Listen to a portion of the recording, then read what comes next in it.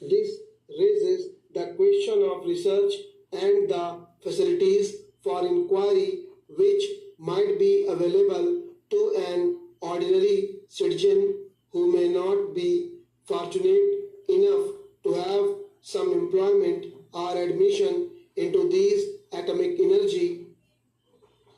establishments.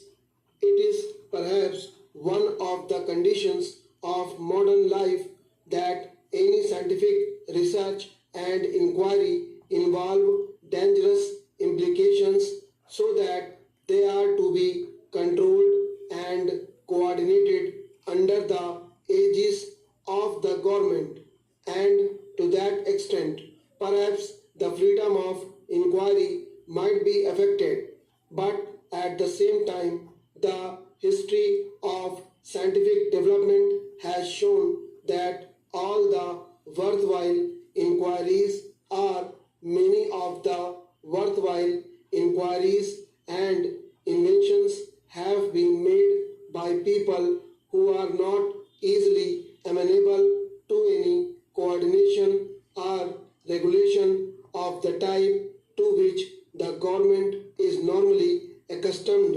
and therefore some scope has to be left for free inquiry by these geniuses in the community also. I do not know how that can be done, but perhaps one way of doing it will be to disseminate as much of scientific information as is possible in the community to the largest possible extent so that at least as far as the paper work is concerned, no one is handicapped. I am just a layman and I am not quite acquainted with the various types of developments that are going on regarding the issues connected with the development of atomic energy. But there seems to be some indication that any worthwhile jump that will now come in this particular field is likely to be on the theoretical plane because as far as the practical aspects are concerned, we have reached a dead end and it is not possible to go beyond that.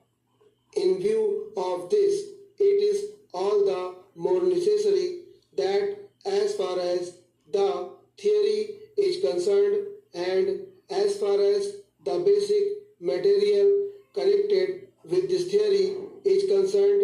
it is disseminated to the largest possible extent in our community so that our people may become conscious of the type of work that is going on and of the type of work that is needed in order to make further progress in this field and various other fields in this country.